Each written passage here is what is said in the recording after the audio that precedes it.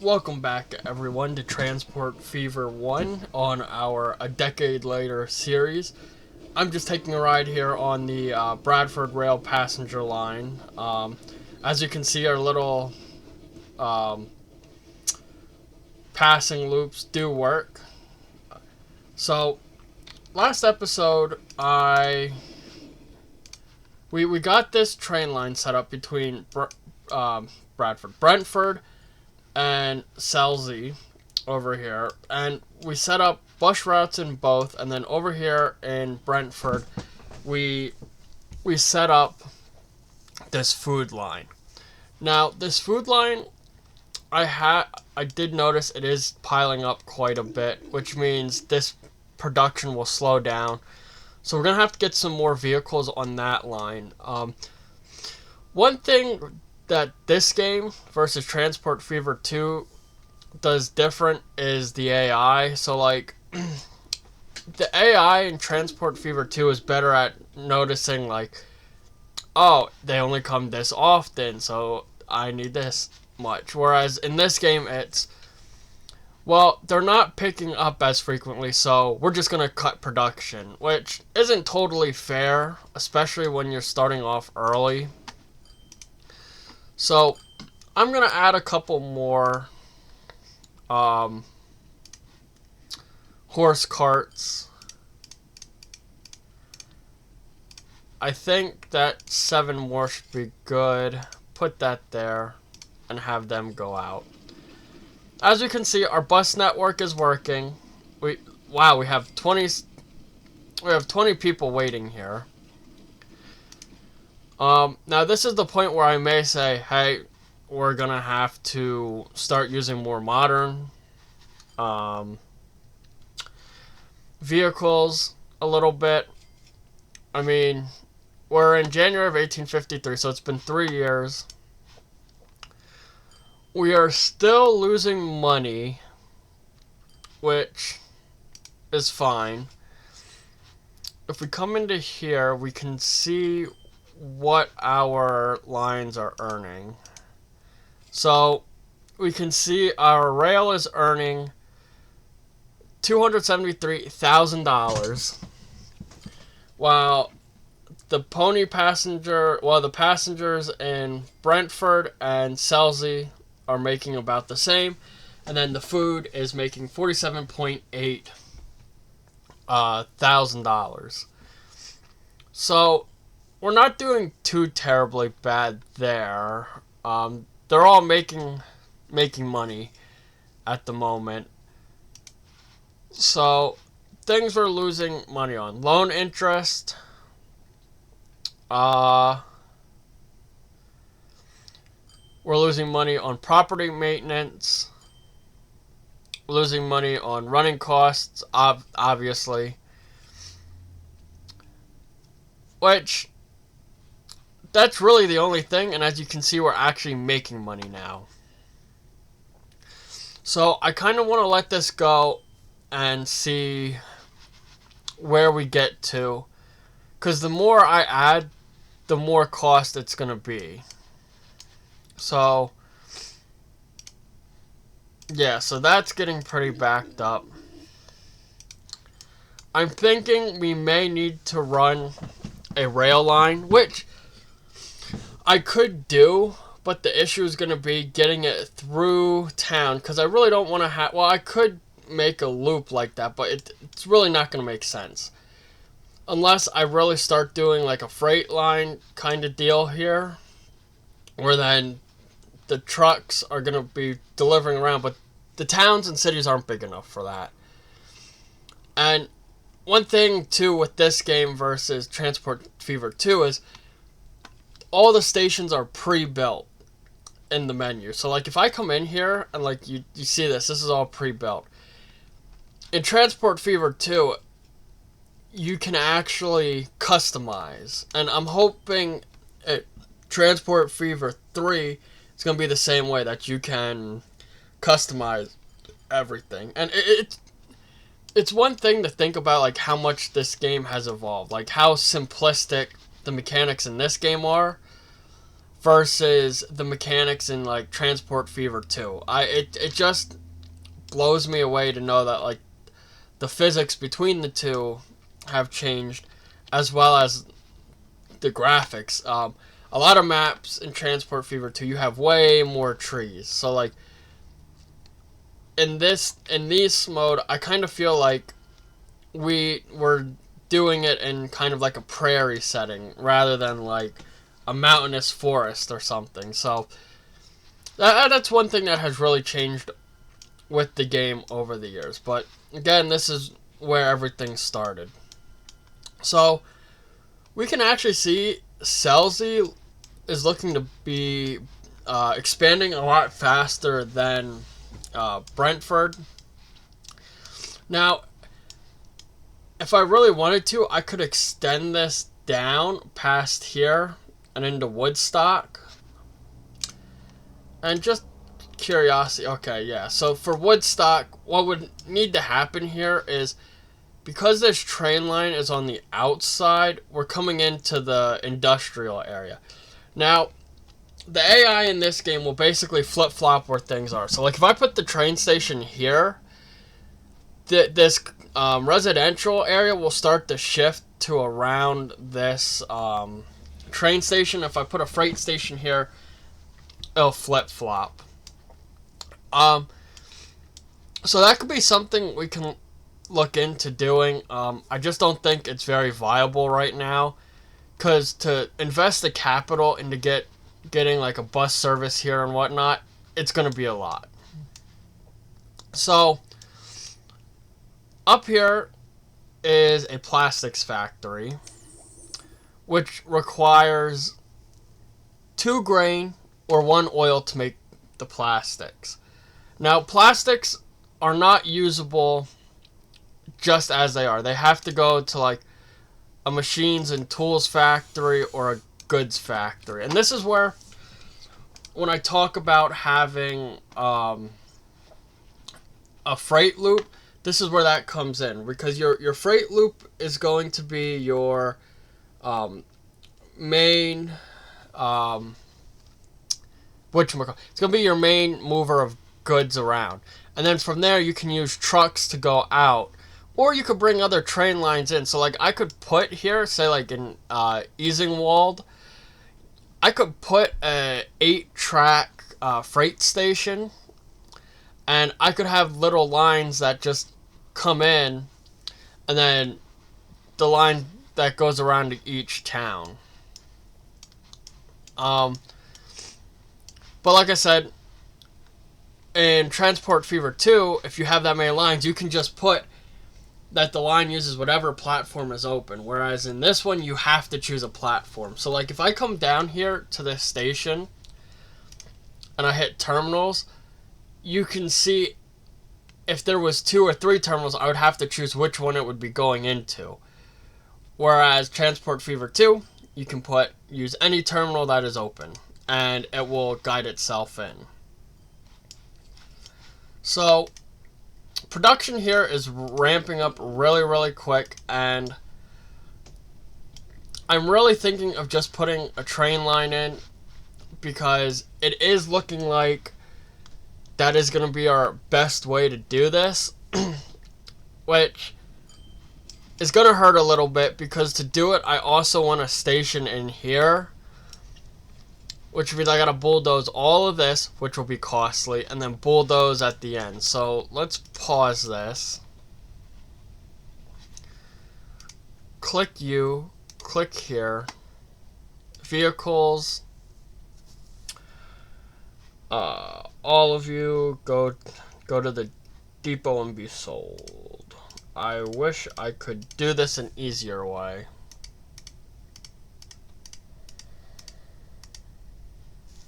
So be sold, be sold. And now I know you're saying, well, they're all full, you're losing money. Yeah, I'm losing money, but in the long run, it's gonna be good. So we'll lose this, lose that, and lose you, and you.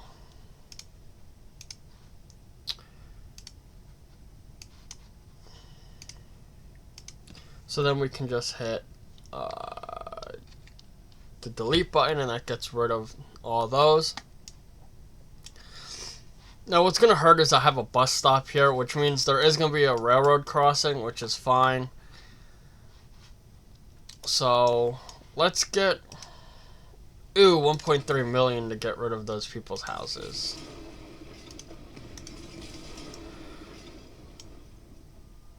Let's get rid of you, and you. Alright, we just spent like all my money there. Woohoo. We'll use a small freight station. We'll do all the different street connections, because why not? And then we can spin this.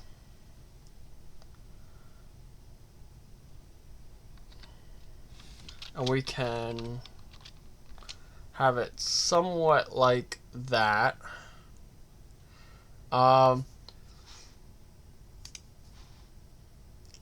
We'll do two tracks, 144, no catenary, and regular track type. So this we can put right there. And then what we can do then is once I get everything hooked up, we'll get that stuff back up. We'll put a terminal station down here.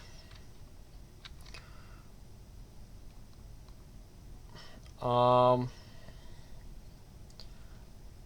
don't think it's gonna work like that, but we can. I'm trying to figure out where the best is gonna be, because I don't want to cross the road again. Like, all right, let me delete this road station. See what we got working here. Delete this. Thank you. And so say I put you here. What is the furthest? Right there. So let's aim for right there, and then we can get a small country road. Paved, please, because I like the paved look. Put that there, and then come down here. And then down here, I'm going to put it on this side. Get a road. Connect you. Boom. And then get rid of you. Yes. And let's build our track. So, going from the food factory, okay, not yard track. We want wooden track. We don't want to remove any fields, so we'll come like this.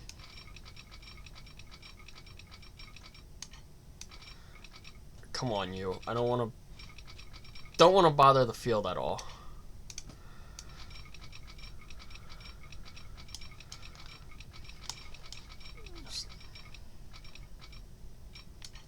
Catenary, no. Build you.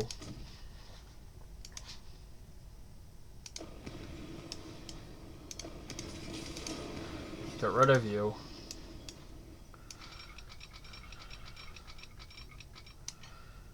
Alright, and now we'll get you. Actually. Okay, never mind. Just committed to that, even though I didn't want to. Which is totally fine. And then we'll put another one down here. That way we don't have any delays. You there. And then we will keep going up this way. Alright, so now that we're doing this, let's get you, and on this side,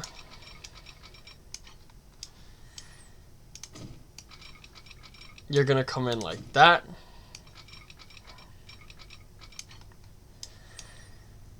Come out, you're gonna connect in.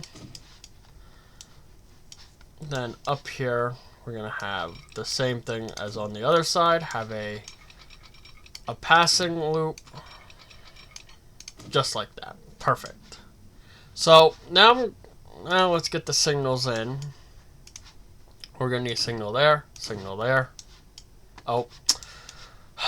I always forget that on this one. You have to click one way.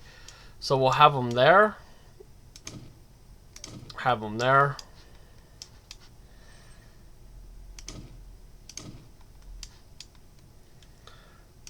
Down here.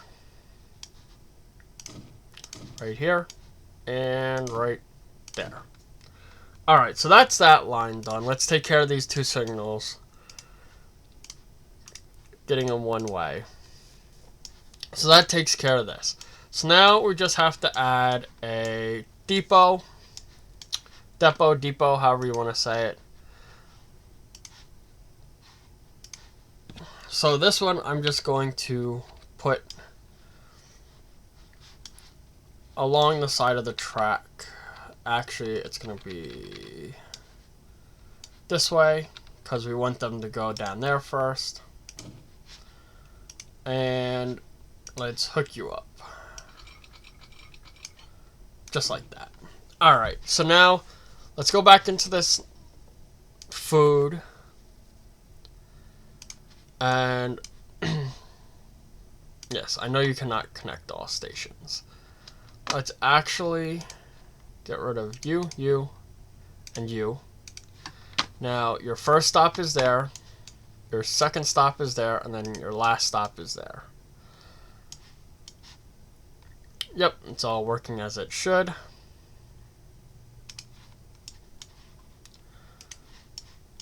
Now let's get our road back in place.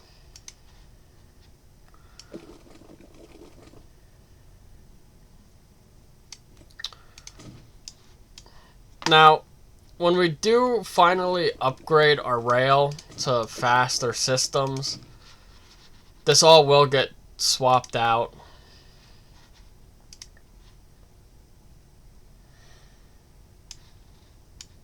Could have swore I had a bus stop there.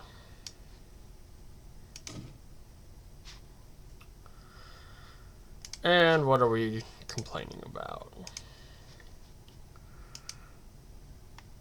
Oh, because you are not a bus stop. You are a bus stop.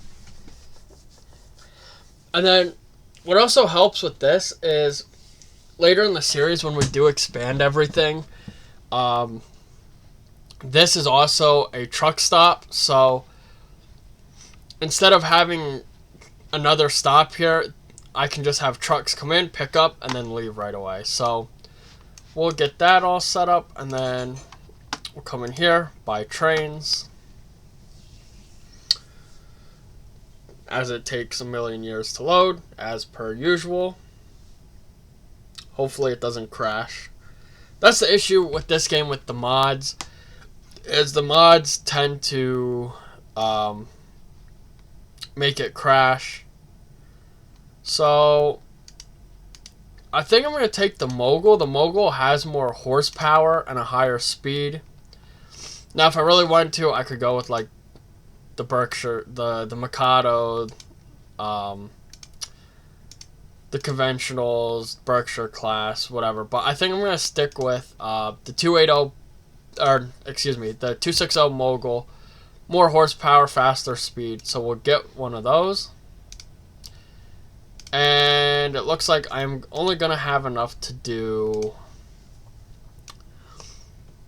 one train. So let's come down here to boxcars. I know I'm passing some. Those are European. I kind of want to keep it. So we'll do this. And I can't buy it. Alright, let's let this run a little bit. Get some money, and then we'll get this line back up and going. So we'll let this run for a little bit. Hopefully we come back up in the positive, which we should. I mean, yes, I spent $5.8 million, but looking at in 1853 and 54, we were increasing what we were making, we should be able to come back up to a point where I'll be making money. So it looks like this road will be coming out here, so I can leave this stop right here, but I'm thinking possibly having the route come out, because if I put a stop here, it's still going to catch all those people, so it's not that big of a deal, but we'll see how this grows. Now down here, this city, Selzy, however you want to say, is actually growing really, really nice. We can see we have a lot of density happening in here, and like I said, over here was the residential. I mean, there was some here, but you can see where the property value is going up near the station and that it's starting to migrate that way. And what I've noticed too is in this, the AI tries to put the commercial as a buffer between the industrial, which is realistic. I mean, you don't want your residential up against industrial, but as we can see, this plot, which was industrial, was demolished for a commercial. So like, these will probably get demolished. This square will probably get demolished. So we'll see how it goes. Down here we can see the same thing happening.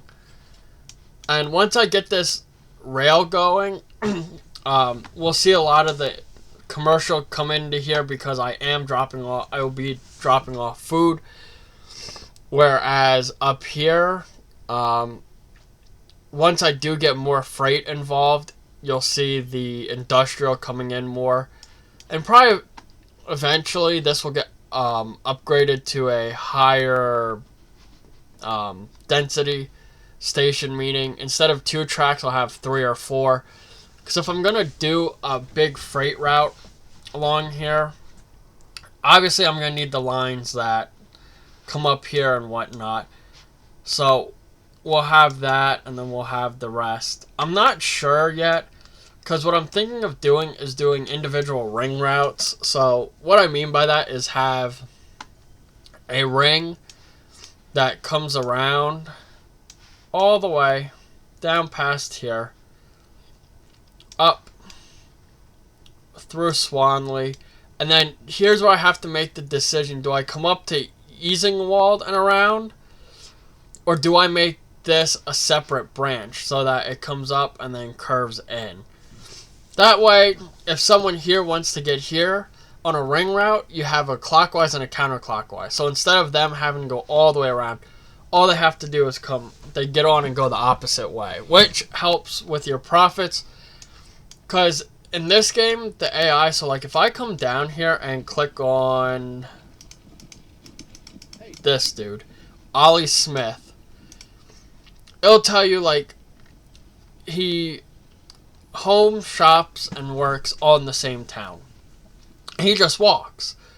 But it tells you they prefer cheap or fast. So cheap would mean, you know, you just get on the train. Or in this case, he walks because it's cheaper than taking the bus. But say he shopped in Swanley. I'll keep using Swanley. And our line only came down and around and terminated here. Well, the cheap way would be for him to walk all the way down, because this way is going to take longer than if he just walked. Whereas if he said fast, he would get on the train and say there was a connection here. He would get on the train and get there faster. So over time, when these change, we'll see that we'll get more usage out of our lines. So down here we have 34 people waiting, and all but 10 will get on this train, which isn't bad.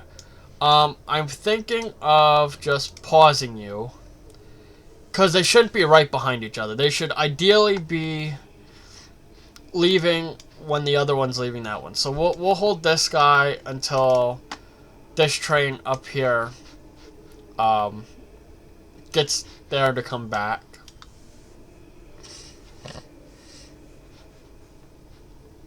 So as we can see, we are gaining our money back slowly, which is always a good sign.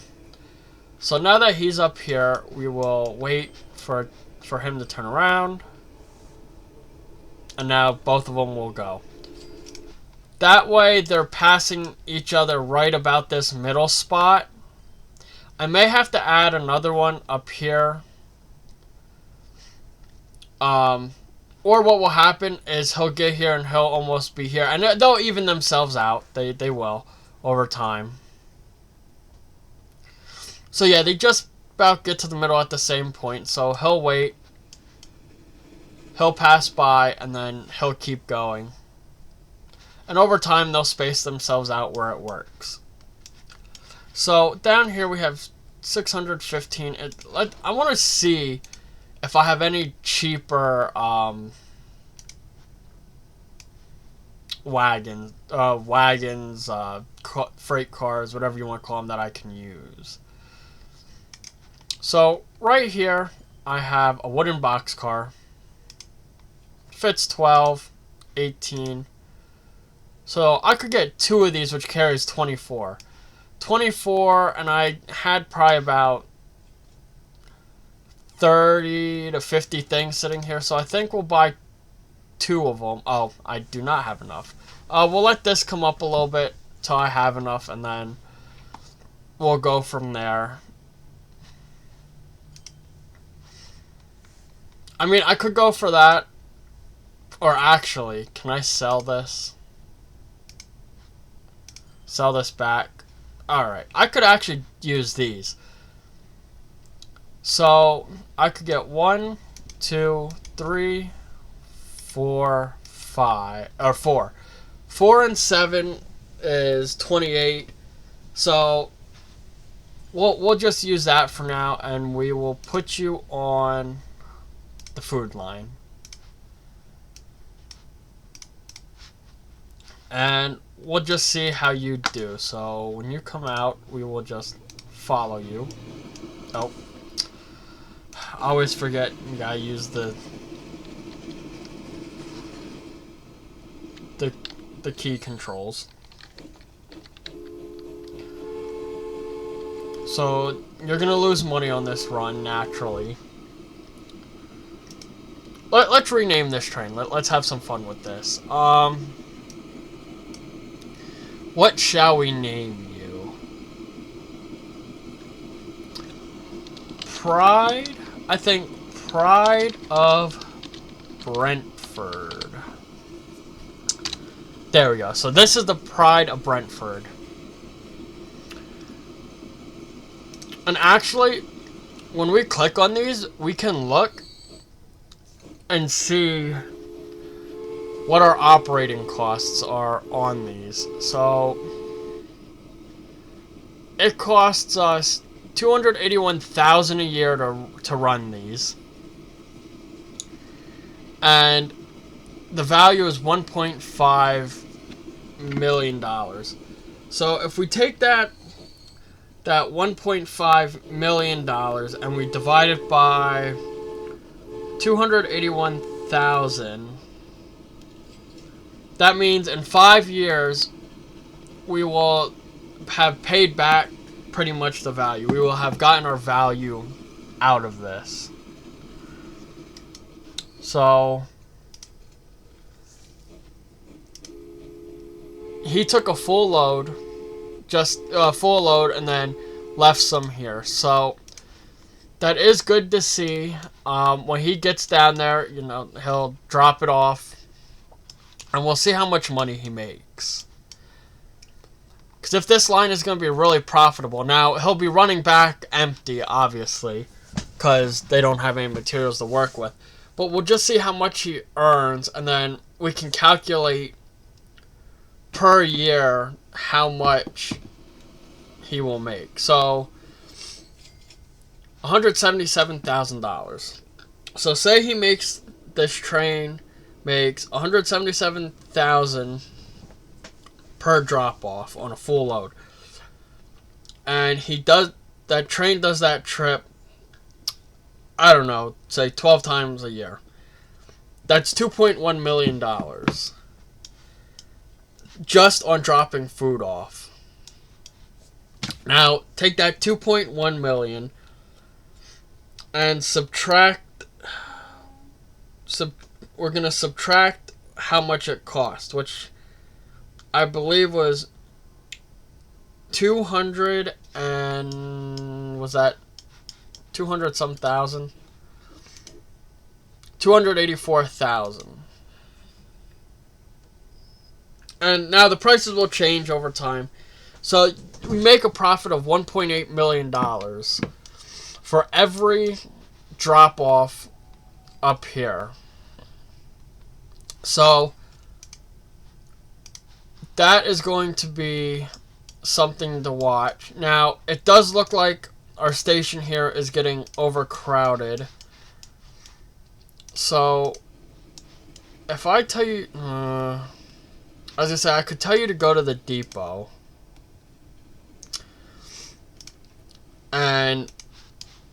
But the only issue with doing that is I lose my passengers. Is it worth it? Probably not. So I think we are going to take the 440 American, and we have, pardon all the train cars from the mods, I believe we have the Cracker Box car? Yeah. Oh, and I don't have money. Well, the issue with this is now I'm paying for this train, so we'll sell that, get the money back, and then we'll come back and add. So as you can see, like I said, all these businesses now are going to crowd this station, as you can see up here. And the reason they're going to crowd the station is because this is in the catchment area. So all this should theoretically turn blue since we're just dropping off food.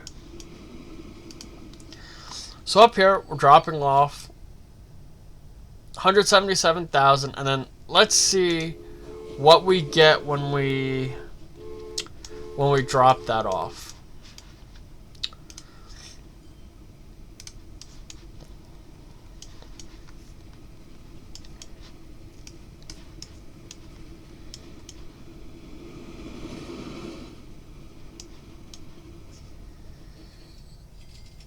So $100,000, which isn't the greatest, but it's better than nothing. So the issue I see here is we're getting more than the train can handle. So this factory is actually overproducing to what this line can handle, which is fine. I mean, this train earns the $200,000 back easily that it cost. But the issue is now this is becoming overloaded, and I'm gonna have to fix that. But I need money. That's the first issue. Now Sealy, we're not gonna see too much growth out of it, and that's because we're really not adding any per se. We're not adding any goods to it. So the main thing we're doing here is passengers. So we can see we're mediocre in passenger service, and in Brentford we're good in both. And partially because of the route and the train and everything else. So we have 82 passengers. This guy's only going to pick up, what, 24? Yeah, so definitely need to get another. So we'll come down here. That's $425,000 for the locomotive. And then how much is it going to be for the coaches?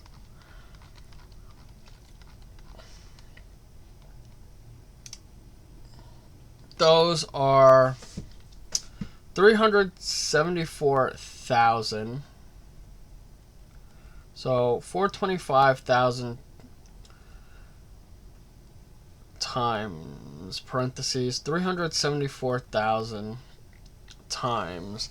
They hold 12, so I would be looking for 3. That gives me 36.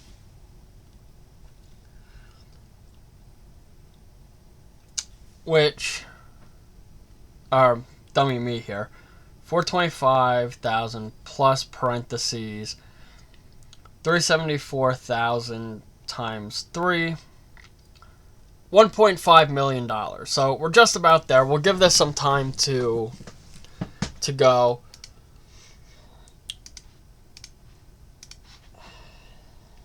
So that's what we're going to need there. And then we're also going to need another train, at least another one on here, because now we're sitting at 122 things waiting, and this train can only take 28. So we'll let this run a little bit. So I have my 1.5 minutes. So let's pause this. Let's buy this. Down here.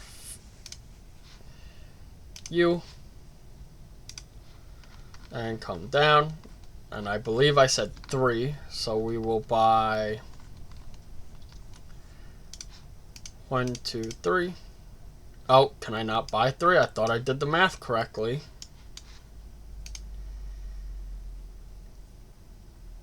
Come on. Give me. Well, we'll just put it on the line, because it's going to cost me money keeping it here without it running. So, we'll put you out there.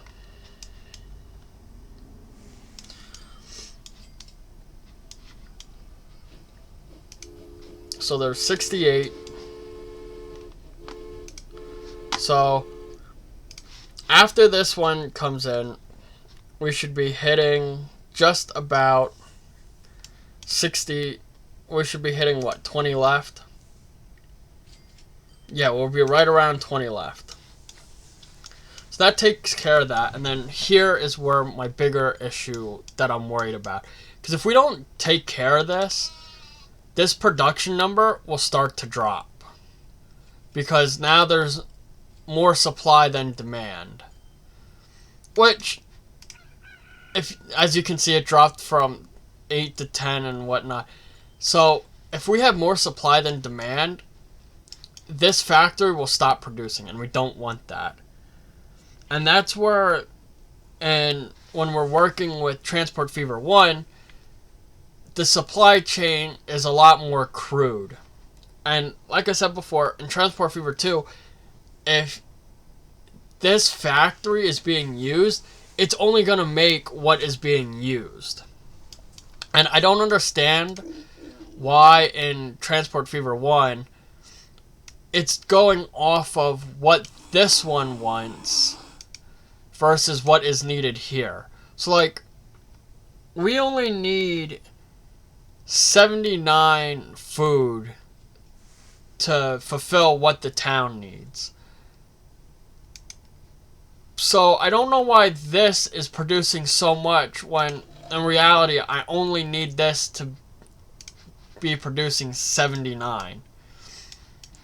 So, that's just something that I need to think about. This looks like it's going to keep up for now. Like I said, they will auto space themselves. So, as you can see, they're spaced themselves pretty good. Maybe a fourth one at some point would be nice. That way we have 2 this way, 2 that way, and they're kind of not all bunched up here. But yeah, so right now it's just a waiting game, waiting till we have enough money. And yeah, this is definitely going to be an issue. So as soon as I can get another train or 2 on here, I will try. Because like I said, 28, he can only take 28, and there's 150 57 thing food, and he's really only taking livestock. If I click on him, yeah, he's only taking livestock. So this grain is just sitting here. So I may, not now, but in the future, make this, instead of a terminus, make this a through station. Have this train terminate here and have a train that picks up the grain here and takes it up to the plastics. And the plastics come all the way up here. And then we'll have another train. And then as he comes back, won't stop here. He will stop here because for this, I would need steel and plastic for machines. 2 wood or 1 steel for tools. So if there's a steel mill anywhere around here, let's see. Of course, no steel mill down here. So that means right here's a steel mill. We'll have to incorporate this basically circular line that'll happen here into that. And then this nice valley here, I'm thinking I can just have another line that comes through down into here. Now, instead of a circular line, I could possibly look into doing a 3-pronged line, meaning one line cuts down through here to Cirencester from Market Harborough, another line from Evesham, however you want to say it, up through this little valley here and then to Market Harborough. Then have another line that comes up, crosses the river, comes to Grangeover Saints, and then turns to Colburn. That way, we don't have we just have multiple lines coming into here. But that'll be coming in the future. I kind of want to right now focus on down here, and whoa, that is a lot. Almost 200 sitting there. So yeah, this is definitely going to be where we want to focus capital at the moment. So here we're using this train, so that's $971,000. And the wagons we are using,